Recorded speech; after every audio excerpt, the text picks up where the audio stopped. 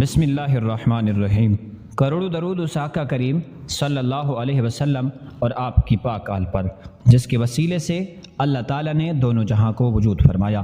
میں ہوں محمد شاہد، آپ دیکھ رہے ہیں شاہد اردو سٹوریز۔ ناظرین محترم، ایک قاضی اور جج کی زندگی میں بسا اوقات ایسے پیچیدہ مقدمے بھی آ جاتے ہیں جن کا حل انتہائی مشکل اور دشوار نظر آتا ہے۔ دراصل اس طرح کے مقدمات اس بات کا فیصلہ بھی کر دیتے ہیں کہ قاضی کن صلاحیتوں کا حامل ہے اور عقل و دانش کے کس بلند رتبے پر فائز ہے۔ آئیے شیر خدا حضرت سیدنا مولا علی رضی اللہ تعالی عنہ کے کچھ دلچسپ اور مشکل فیصلوں کو ملاحظہ کیجیے اور دیکھیے کہ آپ کے فیصلوں نے کس طرح پریشان حالوں کی پریشانی حل کی، دکھیاروں کا دکھ دور کیا اور آزمائش میں گھیر جانے والوں کو آزمائش سے نکالا۔ آئیے ان میں سے پہلا فیصلہ سنتے ہیں۔ یمن کے ایک آدمی نے اپنے لڑکے کو سفر پر بھیجا تو اس کے ساتھ ایک غلام بھی روانہ کیا۔ راستے میں کسی بات پر دونوں میں جھگڑا ہو گیا۔ کوفے پہنچ کر غلام نے دعویٰ کر دیا کہ یہ لڑکا میرا غلام ہے اور میں اس کا آقا ہوں۔ یہ کہہ کر اس نے لڑکے کو بیچنا چاہا۔ جب یہ مقدمہ حضرت علی رضی اللہ تعالی عنہ کی خدمت میں پیش ہوا تو آپ نے اپنے خادم سے فرمایا، کمرے کی دیوار میں 2 بڑے سوراخ بناؤ اور ان دونوں سے کہو اپنے اپنے سر ان سوراخوں سے باہر نکالیں۔ جب دونوں نے اپنے سر سوراخوں سے باہر نکال لیے تو حضرت علی رضی اللہ تعالی عنہ نے خادم سے فرمایا، رسول اللہ صلی اللہ علیہ وسلم کی تلوار لے آؤ۔ خادم تلوار لایا تو آپ نے خادم سے کہا، غلام کا سر کاٹ ڈالو۔ یہ سنتے ہی جو اصلی غلام تھا، غلام نے فوراً اپنا سر پیچھے کر لیا، جبکہ لڑکا اسی طرح کھڑا رہا۔ یوں آپ کی حکمت عملی سے معلوم ہو گیا کہ اصل غلام کون ہے۔ آئیے اب دوسرا ایمان افروز فیصلہ سنتے ہیں۔ ایک مرتبہ حضرت علی المرتضیٰ کرم اللہ تعالی وجہہ الکریم کے پاس ایک شخص کو چوری کے الزام میں لایا گیا۔ 7 گواہی دینے کے لیے 2 جھوٹے گواہ بھی موجود تھے۔ حضرت علی رضی اللہ تعالی عنہ دوسرے کام کی طرف متوجہ ہو گئے۔ پھر آپ نے جھوٹے گواہوں کے بارے میں فرمایا، جب میرے پاس جھوٹا گواہ آیا ہے تو میں نے اسے سخت سزا دی ہے۔ کچھ دیر بعد آپ نے ان دونوں گواہوں کو طلب کیا تو معلوم ہوا کہ وہ دونوں جھوٹے گواہ پہلے ہی فرار ہو چکے ہیں، لہٰذا آپ نے ملزم کو بری کر دیا۔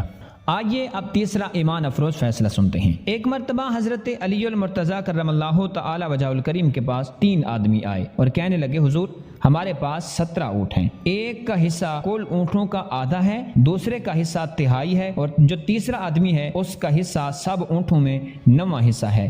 آپ ہمارے درمیان اونٹ تقسیم کیجئے، مگر شرط یہ ہے کہ انہیں کاٹنا نہ پڑے۔ حضرت علی المرتضیٰ کرم اللہ تعالی وجہہ الکریم نے بیت المال سے ایک اونٹ منگوایا۔ اب 18 اونٹ ہو گئے۔ پہلا شخص جس کا حصہ تمام اونٹوں میں آدھا تھا اسے 18 کے آدھے یعنی 9 اونٹ دے دیے۔ دوسرا شخص جس کا حصہ تہائی تھا اسے 18 کا تہائی یعنی 6 اونٹ دے دیے۔ پھر تیسرا شخص جس کا حصہ کل اونٹوں میں 9واں تھا اسے کل اونٹوں کا 9واں یعنی 18 میں سے 2 اونٹ دے دیے۔ اسی طرح آپ رضی اللہ تعالی عنہ نے حسن تدبیر سے ایک مشکل مسئلے کا فیصلہ کر لیا اور 9، 6 اور 2 ٹوٹل ملا کر 17 اونٹ ہو گئے۔ ان تینوں میں یہ 17 اونٹ تقسیم کر دیے، کسی اونٹ کو کاٹنا بھی نہ پڑا۔ ایک اونٹ جو باقی بچا اسے بیت المال میں واپس پہنچا دیا گیا۔ آئیے اب چوتھا ایمان افروز فیصلہ سنتے ہیں۔ 2 شخص صبح کے وقت کھانا کھانے کے لیے بیٹھے تھے، ایک کے پاس 5 روٹیاں جبکہ دوسرے کے پاس 3 روٹیاں تھیں۔ اتنے میں ادھر سے ایک شخص گزرا، ان دونوں نے اس کو بھی اپنے ساتھ بٹھا لیا اور تینوں نے وہ 8 روٹیاں مل کر کھا لی۔ تیسرے شخص نے جاتے ہوئے 8 درہم ان دونوں کو دے دیے اور کہا،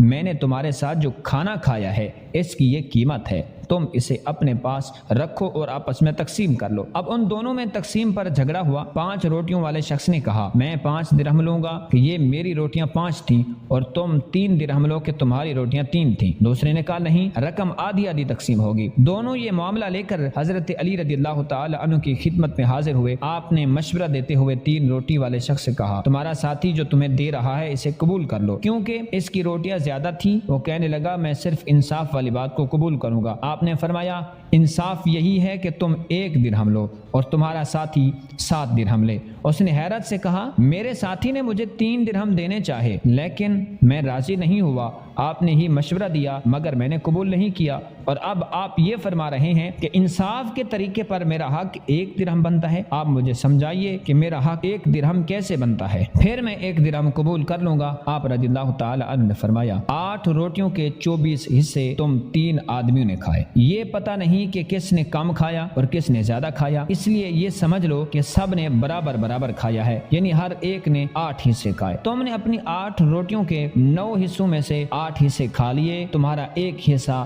باقی رہا، اور تمہارے ساتھی نے اپنی 5 روٹیوں کے 15 حصوں میں سے 8 حصے کھائے، اس کے 7 حصے باقی رہے۔ تیسرے شخص نے تمہارے روٹیوں میں سے 1 حصہ کھایا اور تمہارے ساتھی کے 7 حصے کھائے۔ اب انصاف کے مطابق تم کو 1 درہم اور تمہارے ساتھی کو 7 درہم ملیں گے۔ تفصیل سننے کے بعد اس جھگڑنے والے شخص کو 1 درہم لینا پڑا۔ آئیے اب چوتھا ایمان افروز فیصلہ سنتے ہیں۔ ایک شخص نے مرتے وقت اپنے دوست کو 10,000 دیے اور وصیت کی کہ جب تم میرے لڑکے سے ملاقات کرو تو اس میں سے جو تم چاہو وہ اس کو دے دینا۔ اتفاق سے کچھ روز بعد اس کا لڑکا وطن واپس آ گیا۔ اس موقع پر آپ رضی اللہ تعالی عنہ نے اس آدمی سے پوچھا، بتاؤ تم مرحوم کے لڑکے کو کتنا دو گے؟ اس نے کہا، حضور 1,000۔ آپ نے فرمایا، اب تم اس کو 9,000 دو، اس لیے کہ جو تم نے چاہا وہ 9,000 ہیں، اور مرحوم نے یہی وصیت کی تھی کہ تم جو چاہو وہ اس کو دے دینا۔ ناظرین، امید ہے کہ آج کا پیغام آپ کو اچھا لگا ہوگا۔ اگر ویڈیو اچھی لگی ہو تو اسے ایک لائک دے دیں، کمنٹ سیکشن میں جا کر سبحان اللہ لکھیں۔ اگر ہمارے چینل کو سبسکرائب نہیں کیا تو اسے سبسکرائب کر کے نوٹیفیکیشن کو بھی آن کر دیں۔ السلام علیکم ورحمۃ اللہ وبرکاتہ۔